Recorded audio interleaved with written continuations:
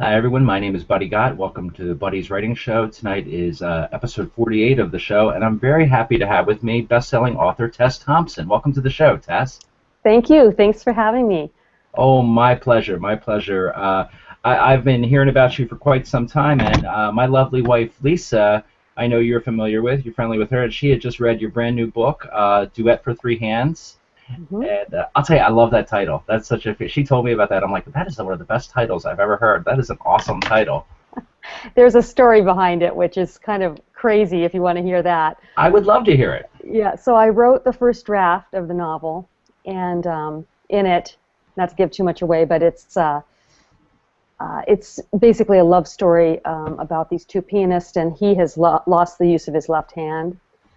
So I'd written the first draft, and I hadn't titled it yet, and so I put into Google one day "Duet for Three Hands" because I was looking for information about what sort of piano pieces might have been written for three hands, and up pops this biography, there's autobiography about this famous pianist in the 1940s in England who had a stroke, lost the use of his his left hand, and ended up having a whole second career with his wife, who was also a pianist. Oh, wow. And the title of his book is Duet for Three Hands. And as you may or may not know, copyrights are, we don't have to worry about that for titles. Exactly. So I was able to use it, and I don't know, I just thought it's perfect. Yeah, that is perfect when things work out like that. Well, it is a great title. And now now you said that that person was in the 40s. Your story takes place a little bit before that, right? Yeah, it starts in 1928 and it ends in 1934.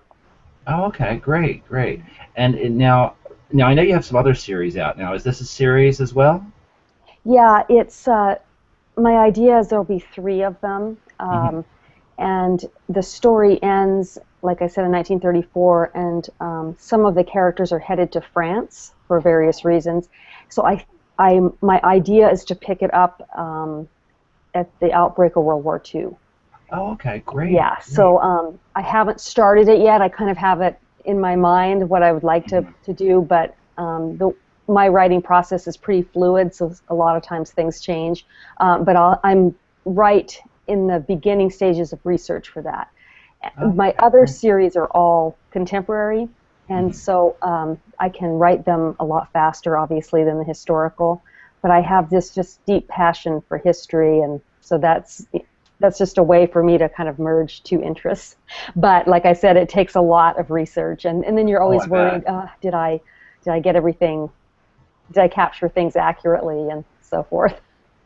Yeah, I'm most of the book. Well, I read books from all over the place, but I remember one that struck me years ago was the Alienist by Caleb Carr, and that one was it was just to see like the amount of research that went into that because it was early 20th century. I mean, yeah, you've got to do your research because I know I've heard various authors say too. You get some things wrong, people might call you out on it. Oh, they do, and as you know, my cat just joined the interview.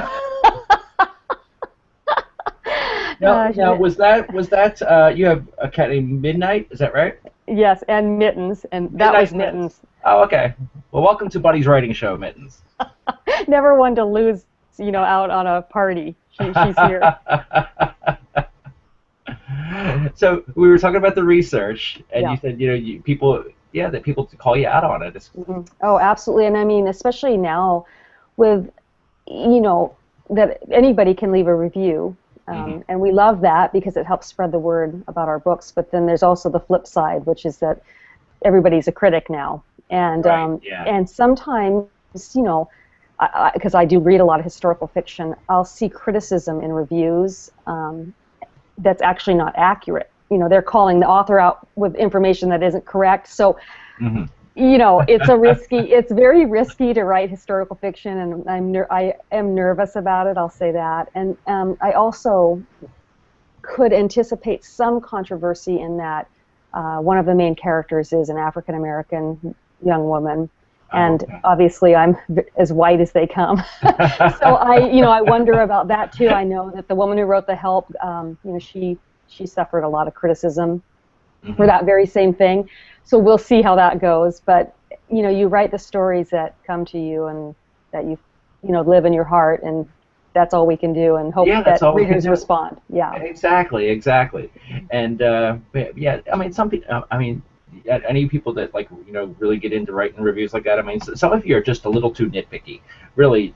But Yes.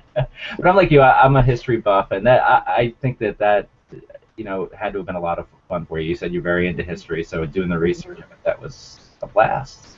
Oh yeah, and I have talked about this before, but I had this teacher for 7th and 8th grade history, and he was just one of those teachers that captured his audience, even though we were 7th graders, and made history come alive. And I became fascinated with the Great Depression in his class, and did kind of my first research paper on that when I was 13, and it's wow. just kind of remained this fascination. I think for the I would say mostly because so much of my dad's family lived through that and were affected by it for generations to come. They were sort of they were in Oklahoma during the Dust Bowl and all that. And so I think just it made it more alive for me because, my grandmothers and my grandfather, and then stories that were passed on had just captured my imagination, I guess. And actually the book Duet is I thought of during my family reunion in 2008. It just came to me in a flash from a story about my great-grandmother that I heard at the reunion. Oh, interesting. That's great. It's great how sometimes ideas will hit you like that, and they stay with you, which is great. Oh, well, and of course, it's loosely based on a story about her, and then all the rest of it is just my imagination. Right. Which is what I love about it. Yeah. Oh, that's great. That's great. That's fantastic. And Duet for Three Hands, like I said, that just came out. It was just really recently, right? Yes, like last week. Yeah. Mm-hmm. Oh, okay.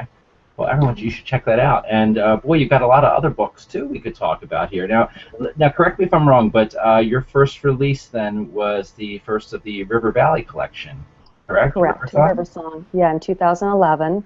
Oh, okay. And it was obviously my first novel. I went with Book Trope, which is my current publisher. They were very new at that point, and I think that my book was their first fiction.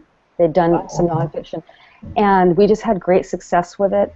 I still don't really know why or how, but we were #1 Nook book for a couple weeks. We were on the charts on Amazon for a long time. Yeah, so that just sort of set up this career for me that I did not think I would have in my early 40s, after struggling and You're not 40 yet. What are you talking about? I just turned 46. You were making stuff up, yeah? I know. Yeah. Well, I know we both just recently celebrated birthdays, so happy belated birthday to you. Thank you. You too. Yeah, lots of February birthdays.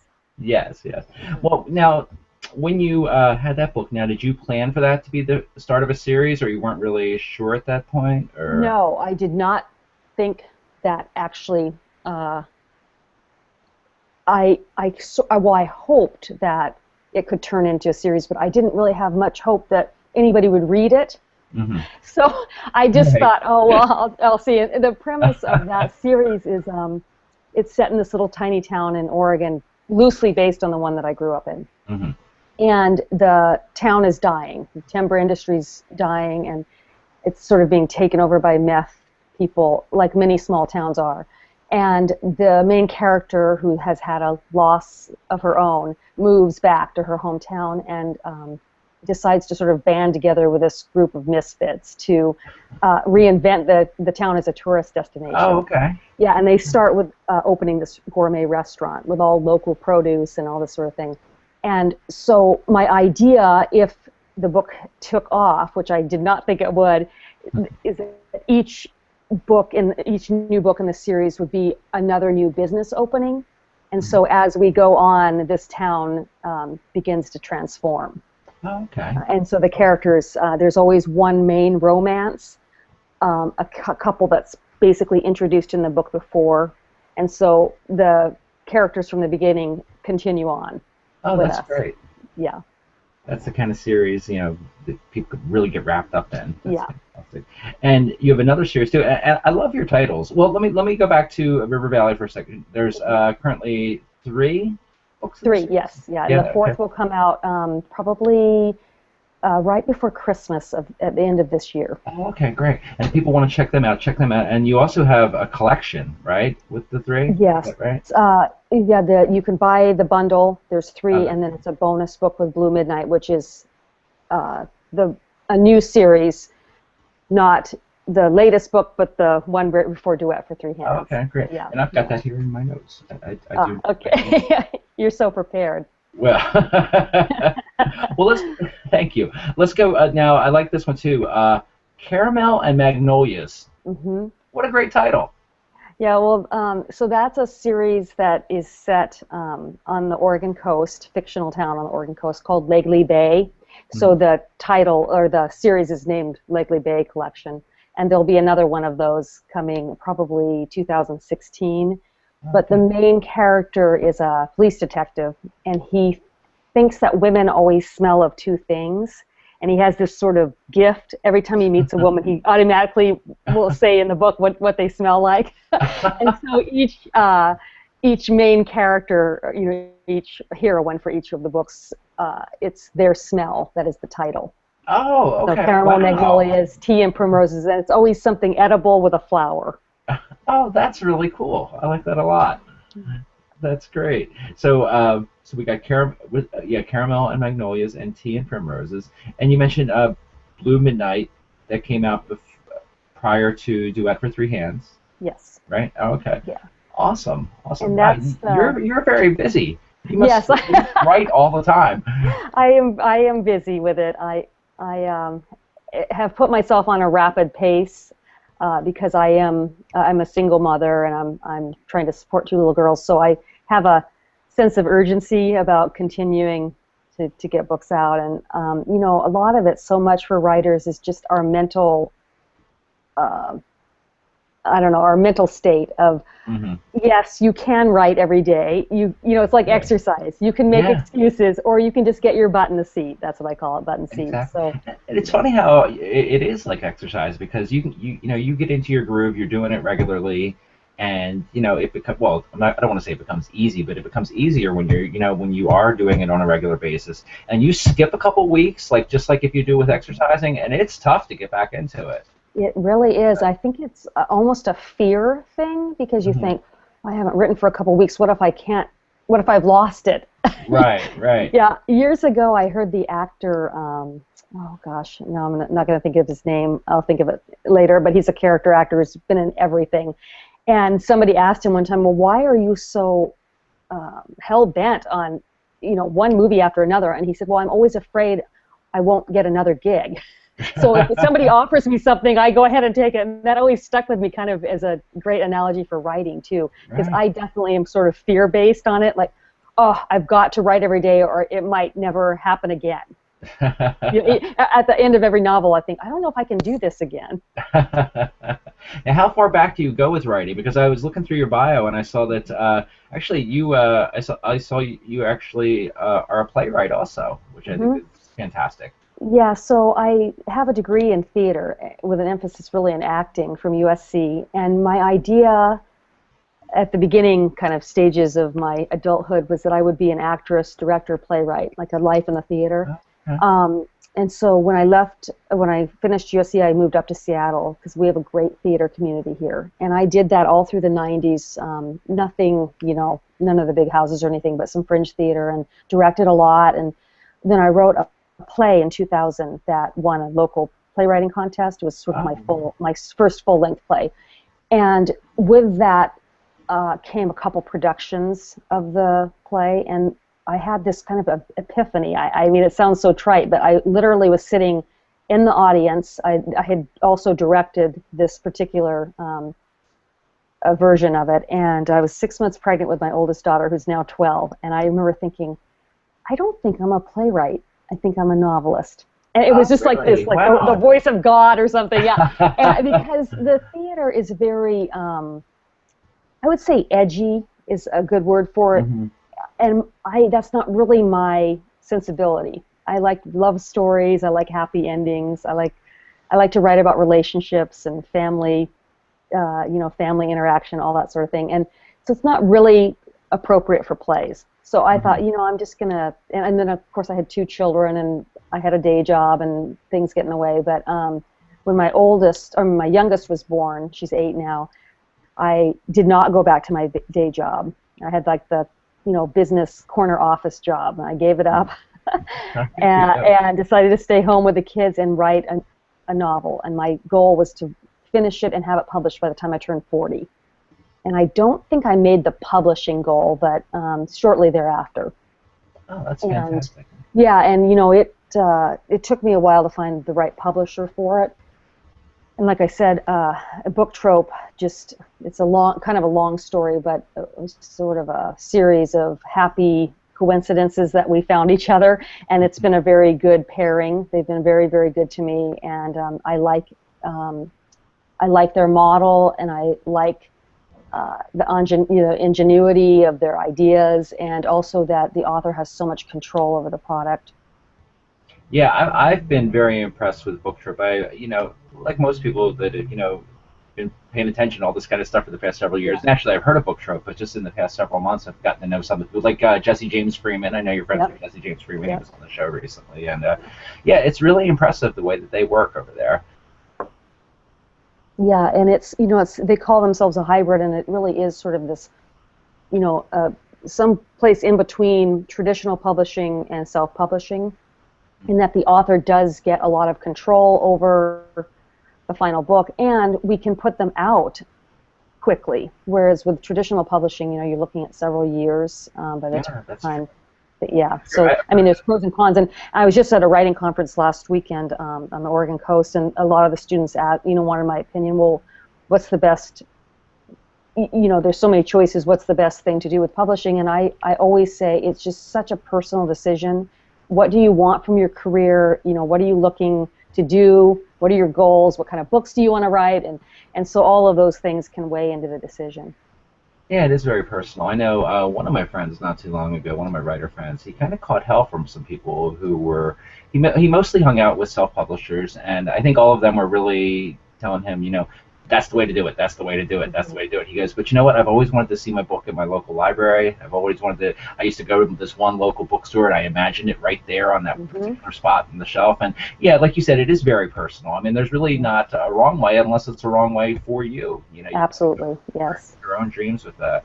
And it's interesting, a minute ago you were talking about being a playwright, and we've got sort of similar backgrounds. I used to do some acting myself. I did local theater, and the first few things that I wrote were screenplays. And I kind of had that same revelation that, I'm enjoying this, but it's not really for me. And then when I started, actually writing, fiction, writing in books or short stories, it's something about getting into the character's head and getting into describing, some sort of, bizarre scene. It's you can really tap into an awful lot there that you can't do, in the play or the screenwriting.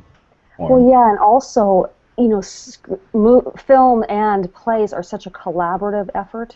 Yeah. And I found that I did not like that, and I surprised myself because I do enjoy being on a team, and I loved it as an actor and as a director. But as a playwright, I had it in my mind how it would be, and when it's given to other people, they interpret it their own way and all that. So yeah, that was one of the things I discovered about myself. I think, gosh, I guess I'm kind of a control freak, because I wanted the reader to know exactly what my character was thinking, what the scenery looked like, all that, and you can do that in narrative in a way that you can't in playwriting.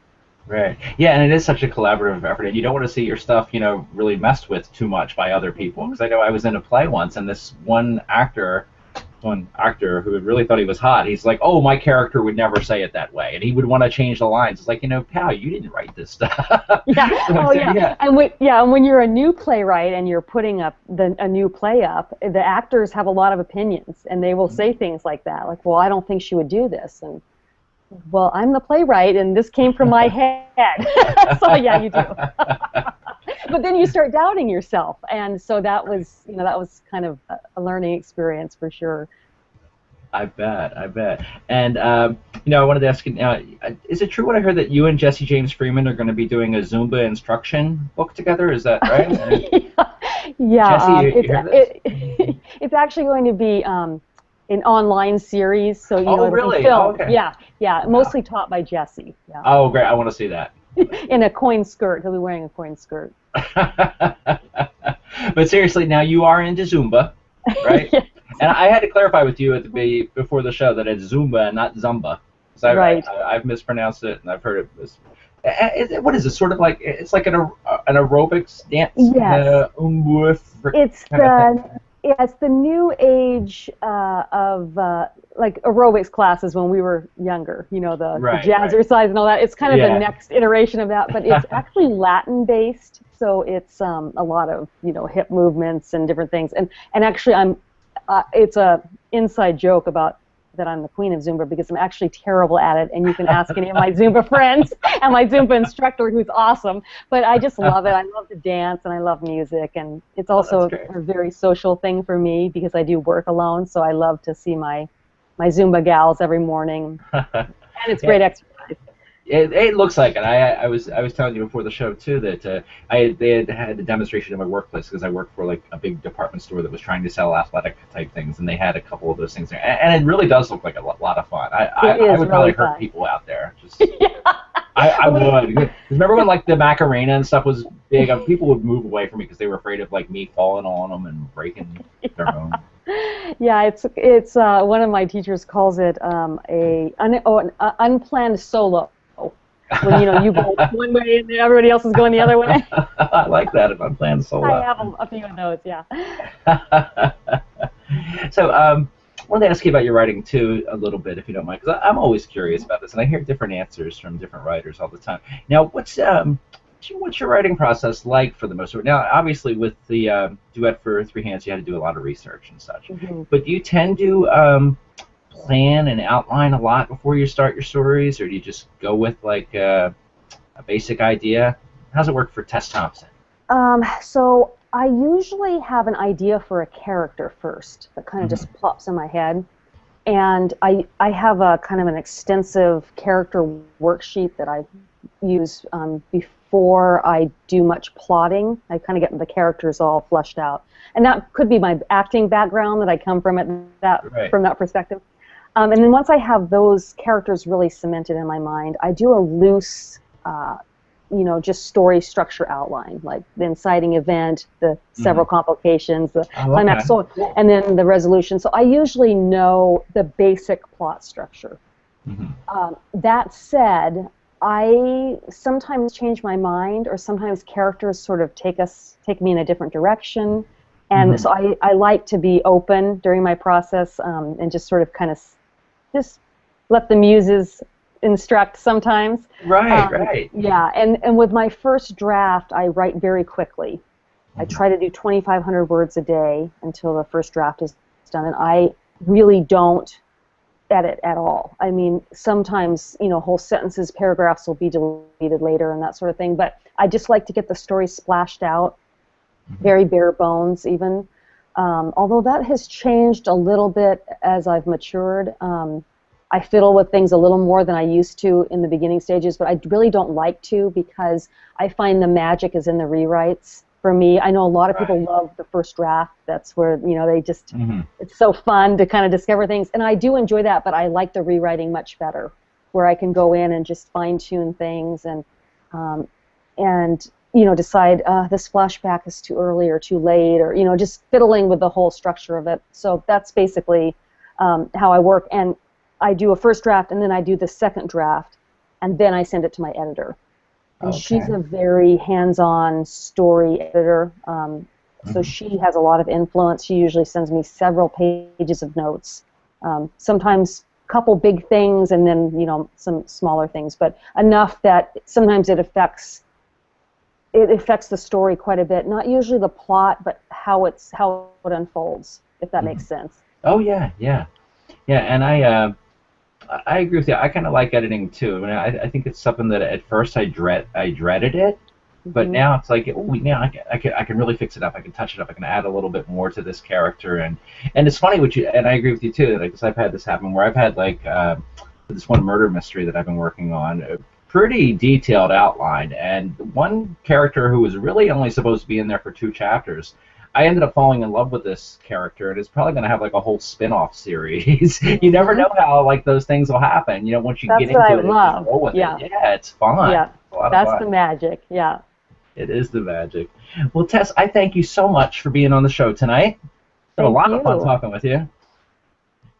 And I want to again remind people to check out Tess's. Hey, Tess, I wanted to ask you Yeah. this. You know, where Yeah. where can people find you online? 'Cause I know you got a cool website. It's very cool. Yes, so I blog usually weekly with all the wonderful details of my cat lady existence. Yeah, so I'm at tesswrites.com, Okay. and on Twitter I'm at tesswrites.